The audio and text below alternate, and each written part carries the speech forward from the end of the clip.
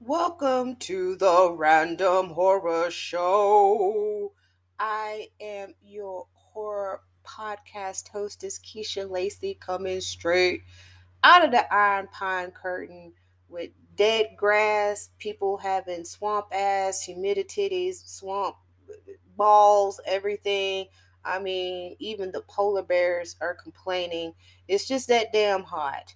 And I want everybody to know that my heart goes with y'all, especially we are having a very unbearable summer, especially with this heat wave, not just here, but everywhere else. It is crazy out there. Y'all keep hydrated, keep plenty of powder, non-talic powder, of course, so your bits won't be musty and mad. I that's all I know. When I walk out the door, I'll be musty and mad in 5 minutes.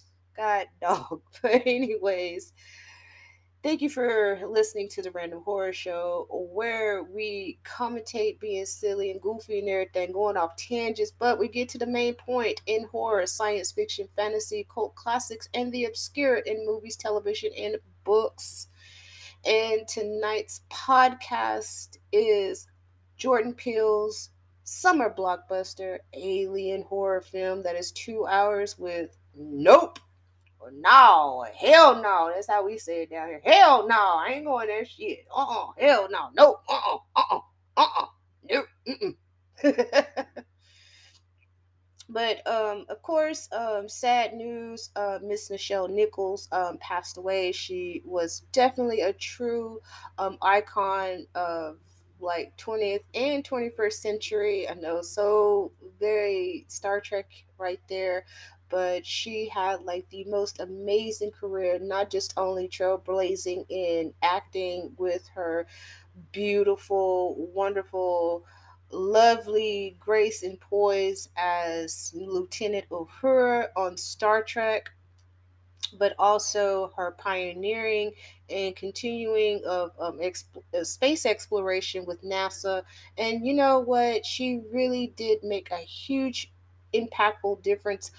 We wouldn't even have the people that are in NASA today, especially Dr. Mae Jemison. I remember her being the first Black woman in NASA, and she's an astronaut. I mean, we had Sally Ride. I loved both of them when I was a little girl and everything. It's just, you know, just growing up and reading about Mae Jemison and Sally Ride.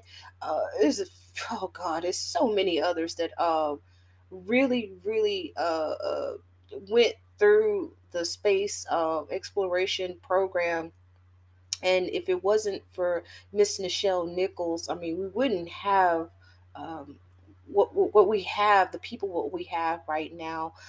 She was also in a movie called Mack Truck Turner. It was a 70s exploitation film. It's action with the late Isaac Hayes, and she played a madam in this movie. It was such a huge contrast from her playing Uhura in Star Trek. She was amazing in it. She always put a smile on my face. I'm looking at her doll. It's a Barbie doll that it's a collector's that I have, and I'm sitting there looking at it, and she's a little dusty. I haven't took her out of the package or whatever, but she is untouched. I have not taken her out. She's gonna be in this package for a very, very long time. But she has really inspired a lot. She has really broke the ceiling on especially black women in Hollywood with her role.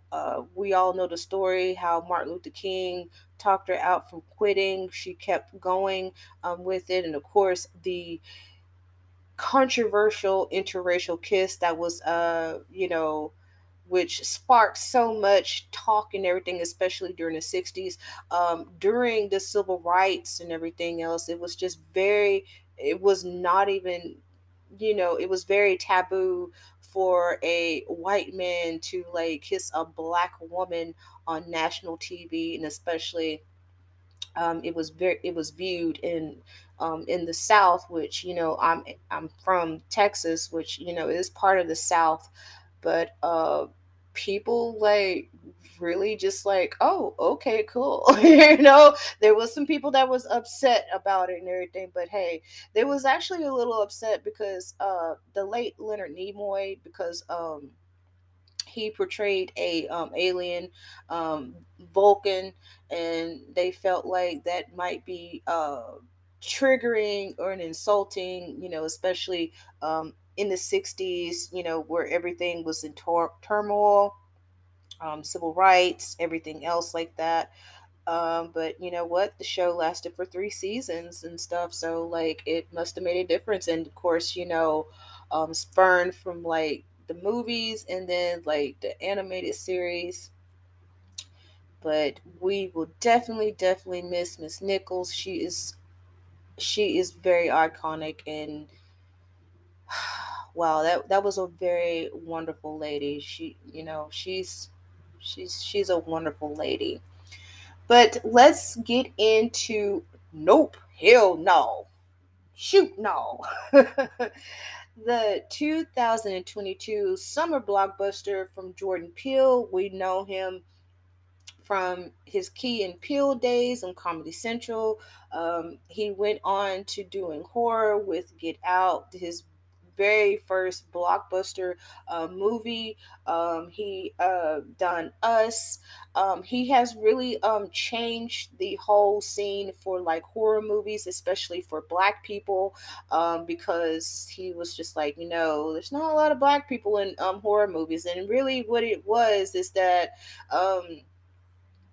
What I like thought is that, like, you know, I'm like, dang, it's not a lot of I mean, I love horror and stuff. It's just like, dang, we either being killed off, or we just two-dimensional characters, or you know, we just like in the background and things like that. And Jordan Peele has really have like increased the awareness of that, because I do like his movies. I thought maybe he could, I was a bit sketch on some of his stuff. I was like, really? Get Out? I'm like, okay, whatever. But when I watched Get Out, oh my god, I was just like laughing and terrorized and in shock and everything else. And there's a lot of uh metaphors and symbolisms in that movie. But this one right here is a horror science fiction. A really a great subgenre of horror is horror science fiction. Um, it's sometimes it can be a hit and miss, especially if somebody understands about horror and science fiction and everything. Because horror, excuse me, but science fiction can be pretty freaking terrifying in horror. It really does, and it's a great mix. But it stars two siblings that runs a horse ranch, and it's actually it's a legacy horse ranch that is called Haywood Hollywood Horses. They have been in the Hollywood business for like at least like a century. They provide horses for like many acting jobs. Now in the beginning of the movie it may feel a little off, because there is another another story arc with this. So you're just like, what's this? Is this the same movie? Yes, it's the same movie, but it does come together of why there's two story arcs with this, and why it is very important for these two story arcs, because it does affect the main characters in this film. So you have M, which is played by Keke Palmer. She did a really great job. You have Daniel, I can't pronounce his last name, the dude that was on Get Out, and he was on Black Panther. Okay, Caillou, I'm finna call him Caillou. Daniel Caillou. I don't know. Caillou. It's crazy. And then of course there's Steven Yeun. I probably pronounced his last name wrong and everything. We better known him as Glenn off The Walking Dead. And we have Michael Wincott, who is in The Crow, with his very husky, uh, deep, slightly threatening voice that he smoked about 10 packs of cigarettes a day. I felt that he was a really great in this movie. Of course, we have Keith David in here, which plays the patriarch to the siblings. He did a really great job as the patriarch, and of course, he's the voice of Spawn.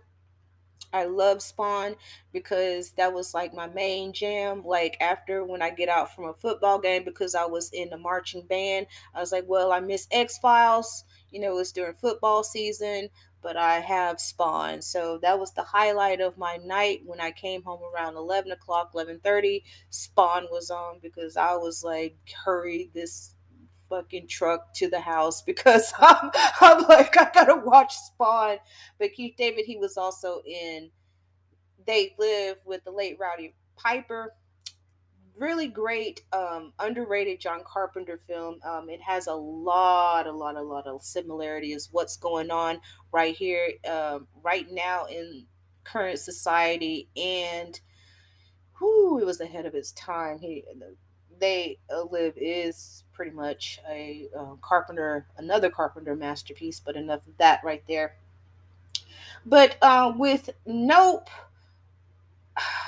it has so much visuals that is very beautiful visuals, especially with the alien is very different from like your typical like bug-eyed, green skin or like gray skin aliens that are visiting, but this is a different type of alien, and it reminds me, if y'all ever watched Farscape, that was a television show on sci-fi, and they lived on this ship, and it was a living ship. So the ship was a not only carrying the characters in Farscape, but is also a sentient being, and it's living, so it was alive. And so this alien puts me in the mind of that.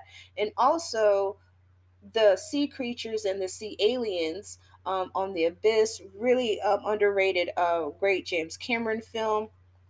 I love The Abyss. I love the storyline with it. I love like the whole aliens, in the ocean, from the deep and things like that. So it puts me in the mind of these two,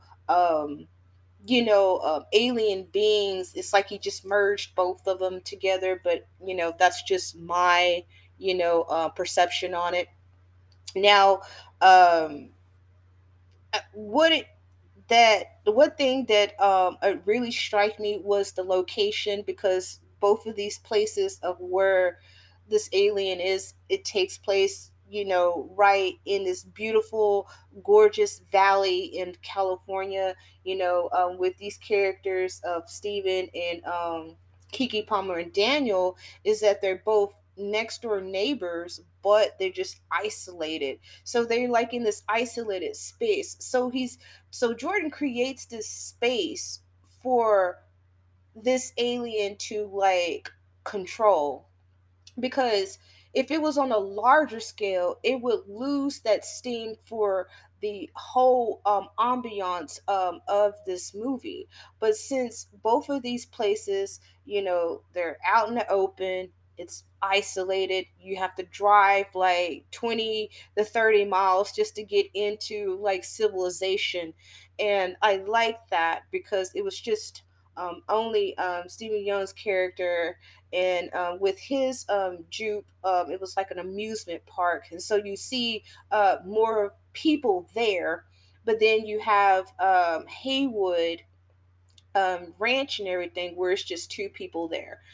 Um, M and OJ, and I'm just gonna say it like it is. I was like, damn, that's my brother and I. OJ is socially awkward.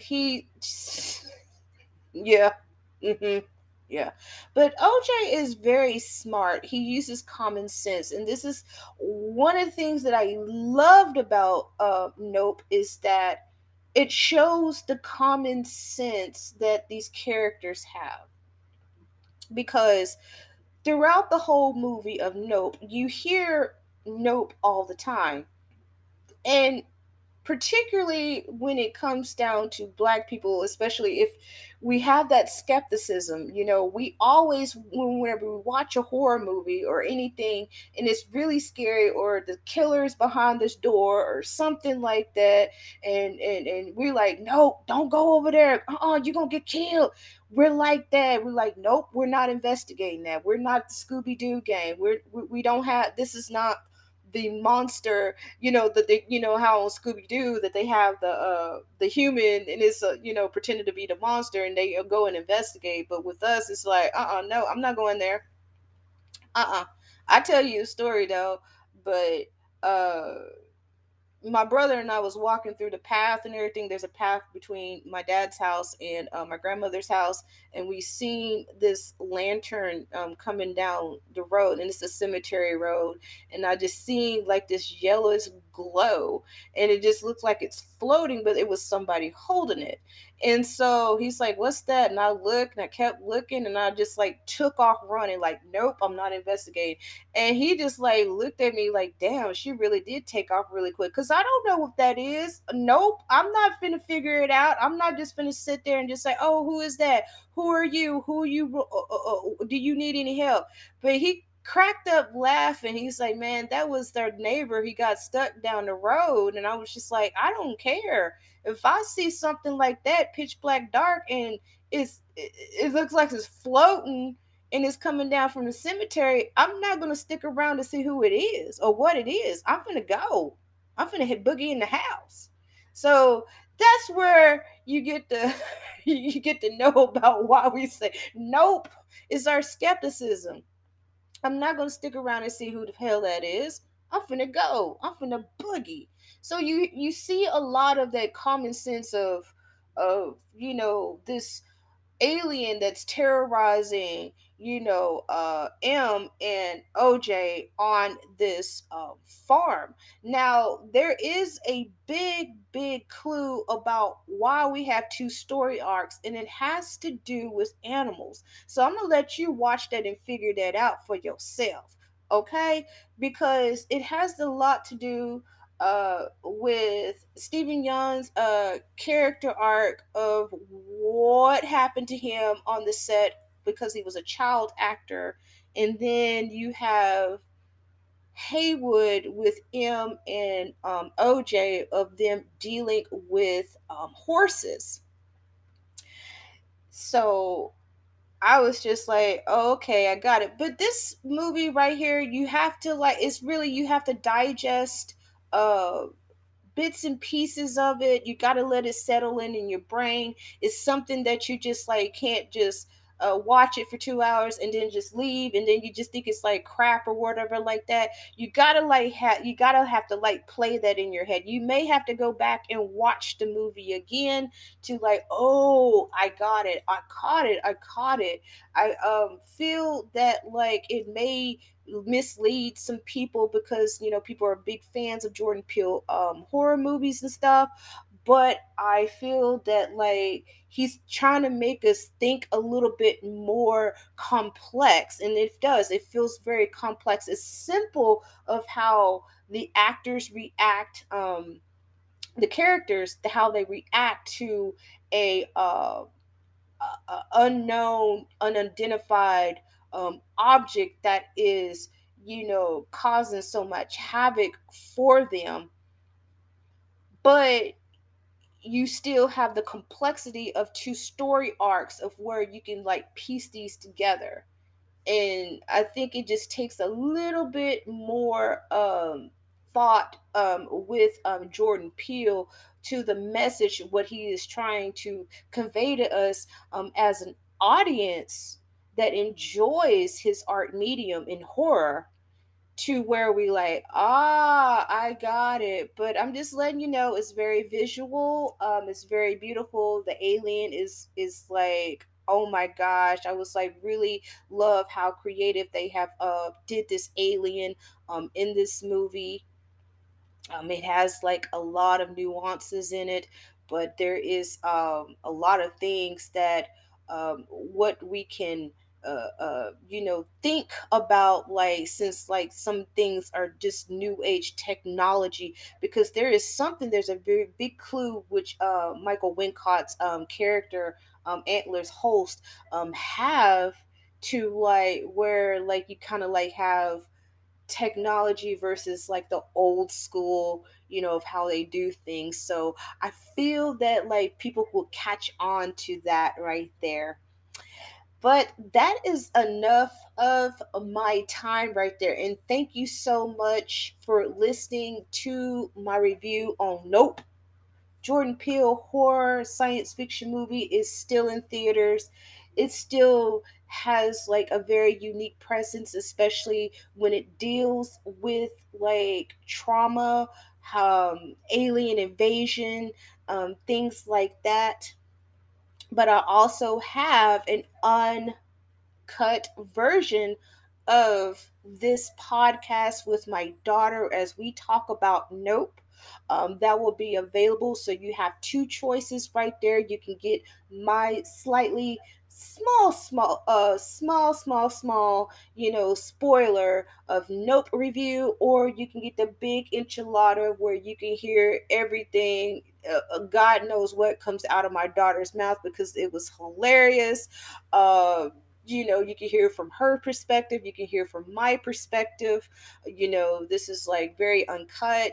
There's like nothing, we're not holding back on this and everything. It's just a very cool conversation about the movie Nope, and that's with my daughter. And so you have the spoilers up in there, and she did not hold back on nothing. I was just like, okay, cool. I'm like, all right then, awesome, sure. You just went on ahead. Okay, you just told everything. Okay, cool. That's just how she is. Oh, my wonderful daughter. And of course, if you want to check her out on her Instagram handle is home of good foods or something like that. She be cooking. She just cooks ramen noodles with some bacon and some shrimp in there, or prawns for some you folks out there. And then, of course, you can check me out on my Instagram, at Texas Horror Babe. Click on it, follow me, give me a shout out or whatever. I also have a website, at Texas Horror. You can find me. You can send me a request of whatever favorite horror movie that you want me to review, and I do that for you right there, and I give you a shout out. You can follow me on Facebook at The Random Horror Show, or you can click on my link, my link at whatever you call that, link tree, link tree, link tree. You can click on link tree, which takes you to many podcast platforms. I'm on Spotify, Anchor, Amazon Music. You can find my podcast on Amazon Music, uh, Breaker, Spreaker. I'm pretty much everywhere, as much as I can. Hallelujah, hallelujah. And of course, without you, to all my wonderful, faithful listeners, thank you very, very much, from the bottom of my heart. I really very much appreciate y'all listening. I'm glad to be a part of the horror community. And also, if you want to read any articles, it's in Swedish Nerd. You can go check my articles out in Swedish Nerd. I am a full-time horror contributor with Swedish Nerd, so I'll be not only banging it out on this mic with my podcast, but I'll be banging it out on this keyboard, so you can be very engaged and entertained of what I write. I love writing. I'm glad I got back into writing. had the longest writer's block that I could not could I mean, I can't remember, but it's been a long time. But it's like really great for me to like expand and broaden my horizon, especially in the horror community. And then of course, so many wonderful people in the horror community that I have network with and everything else. It's been like such a wonderful blast and everything. And long as I take my time, watch these little horror movies, and of course books and some TV shows, because I got some pretty good stuff that's coming up in the next couple of weeks and everything. I also have a guest and stuff, so like can't wait for that. But I'm just really excited, especially with this fifth season of the Random Horror Show. The format is still the same, but you know, cranking out the quality, the quality, and of course, if you want to check me out on my interview with the Evolved Tyrone, you can check him out on Instagram. Where we did like an interview. He interviewed me. If you want to see my cute little smiling face, I know I was against a blue wall. Looked like I was getting ready to take my driver's license picture. You can check him out. Follow him. Really awesome guy. He is definitely very excellent in asking questions. He's a very great interviewer. We had a great time. I had a great time with Tyrone. He's just a ball of fun. Especially when we talked about passions and everything. Long time ago, NBC Supernatural, horror, slightly like kind of like Dark Shadows, but it was a daytime soap opera, and I love that soap opera. It was just kooky and crazy and had a lot of supernatural stuff with it. A lot of that paranoia. Did I say it? Paranormal. There you go. Paranormal um, element with passions. It's still have reruns like on the soap opera channel or something like that. Really great show. That was like a really good show right there. It was very it was like I would say it was beyond its time, just like Dark Shadows. um I wish there were more supernatural daytime soap operas and stuff. I wasn't even a big soap opera fan, but that one I really liked. It's because it got the supernatural shit in it and everything. I mean, duh. Well, all right, good people, my horror fans, my horror fiends out there listening. I bid you adieu. You have a great night, and thank you for joining me with tonight's episode of the review on Jordan Peele's Nope. And y'all have a great one. And this is the Random Horror Show.